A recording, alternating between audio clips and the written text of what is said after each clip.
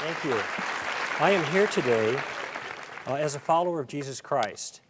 And you've got to know that there was a time when I could not imagine those words coming out of my mouth. In fact, back in the late Pleistocene in the 70s when I was a student here, Christianity and the teachings of Christ were the farthest thing from my mind. And I'll tell you the reason why I didn't want anything to do with Christianity. And I'm a bit embarrassed to say this because it's a little bit uncharitable, but I thought all Christians were either dumb or ugly, or both. And that's why they went to church and Christianity, because they couldn't think for themselves. And also they couldn't get acceptance elsewhere, so they went to church where, everybody had to love each other. That was one of the rules. It was on the back of the church there, and so this is where they can get acceptance. Now, I've learned some things in the 27 or so years since my mind has been changed on this, and one of those things has to do about Christians being dumb. What I learned was, a lot of Christians are dumb, and they hold to Christianity for less than intelligent reasons. But as I reflected on this, I realized that maybe a lot of Christians are dumb, but a lot of non-Christians are dumb too, and hold to their beliefs for less than intelligent reasons. And so that doesn't get us very far. What I'd like to show you this afternoon is that Christianity is not dumb. That the things that Jesus believed about the nature of the world are worthy of your consideration. Now, I'm not here to convert you today. It's not my job to do that. In fact, it took me about 2.5 years of very hard thinking about these issues before I had a kind of paradigm shift in the way I viewed the world. So I don't expect that to happen overnight to you guys. And I have a different goal, though, and the goal that I have is I want to give you something worth thinking about. I kind of want to put a rock in your shoe, if you haven't thought much about these things before, and show you that it may turn out that Christianity and the teachings of Jesus Christ and the whole issue of following Christ may not be as absurd as you might have thought it, but it may turn out that the foundational concepts that drive the Christian worldview actually resonate with the deepest intuitions that you have about the nature of the world. And I'm going to focus on one particular issue. It's an idea.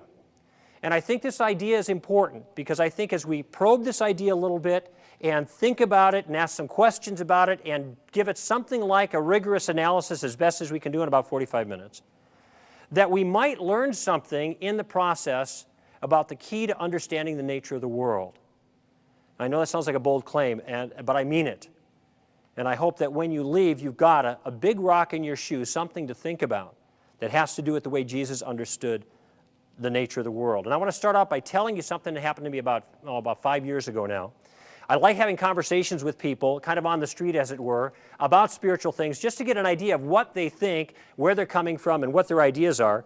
And so I was in a chiropractor's office, getting ready to get cracked, I guess, is this. They should call them chiropractors, actually, because they crack you. And I had some therapy I needed, so I was there, and I was getting prepped by this young lady, and I thought, I'm going to ask her this question.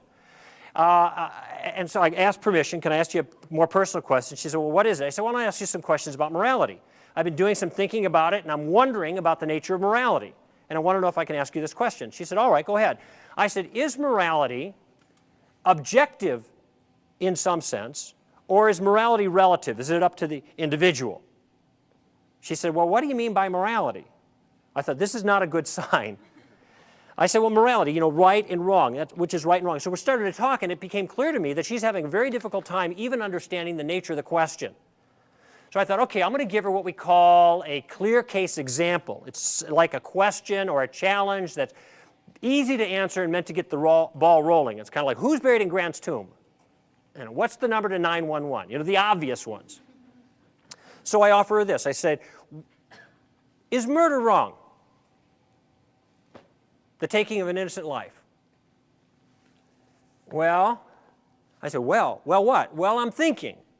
And I'm thinking, what's to think about? Because this is the easy one. This is to get things rolling, and she's having a hard time with it. I said, well, I don't understand the confusion. Are you suggesting that there are conditions in which it's okay just to simply take another human life without any justification whatsoever? She said, well, I think it's kind of an individual matter.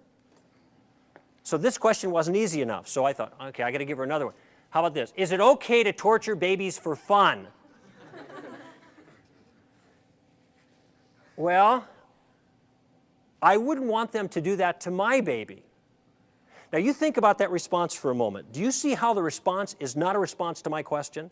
My question was whether the act itself was wrong, and what she responded to me with is a response of personal preference. I wouldn't like this. And that response is key to everything that I want to talk about this afternoon. And I pointed this out to her. I said, you know, that's not my question. I wouldn't want somebody to feed me a plate of burnt food, but I wouldn't say that they are wrong or immoral for doing that. What I want to know is if at any time, in any culture, under any set of circumstances, it could possibly be morally justified to torture babies just for the pleasure it brings you. Long pause, and then she finally said, well, I think that everybody should be allowed to decide for themselves. This actually happened. I'm not making this up. I make some things up. I didn't make this up. And I imagine that if this woman were awakened in the middle of that very night by the plaintive screams of a child next door being tormented by his or her parents for the pure pleasure it brought the parents, this woman would have considered those people barbaric and would have dialed 911. It shows, by the way, that when we're not trying to think about it, sometimes our moral common sense or our moral intuitions rise immediately to the surface and actually accurately inform the circumstances. But when she was forced to have to stop and begin to think about it and talk it through, she was not even able to bring herself to condemn torturing babies for fun as obviously immoral. Now, what's going on here? I do not think that this woman's inability to respond in that circumstance is unusual in our culture today.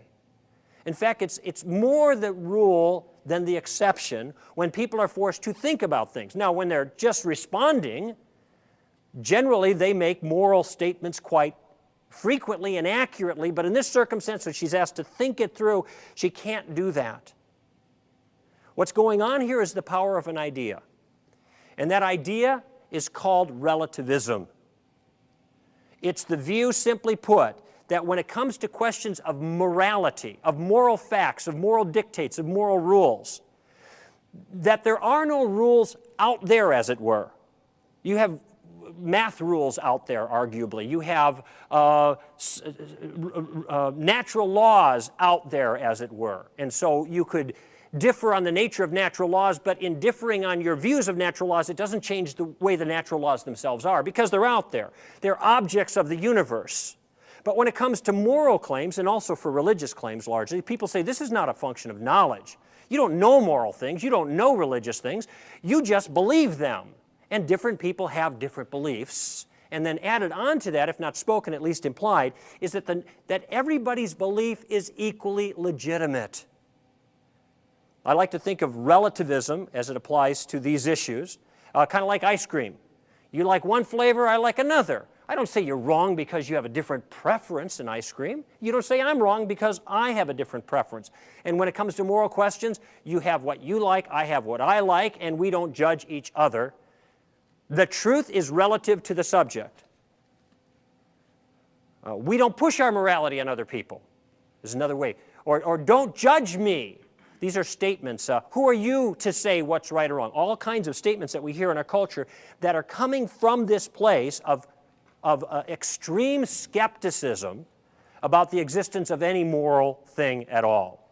And so morals are just reduced to individual preferences. Now, just as an aside, think about this for a moment. What is it that holds our culture together?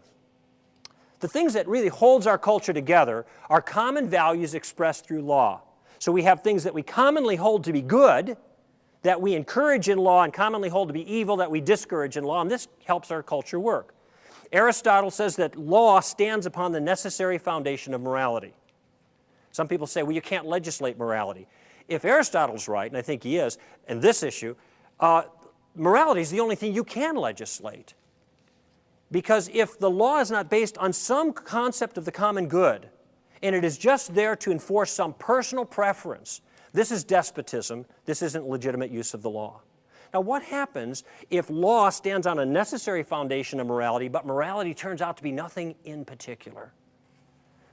The law more and more becomes simply a raw exercise of power, and there's not even an attempt anymore to justify the use of the power morally. And I think this is the postmodern approach. Morality is irrelevant, it doesn't exist, power is all that matters. Well, I want to take some time this afternoon and examine the concept.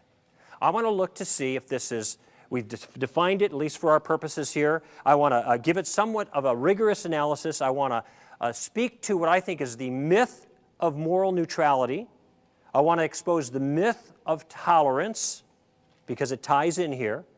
And I want to give you a handful of what I consider fatal flaws to this whole notion of moral relativism. I'm a moral realist. What that means is I think there are moral rules out there.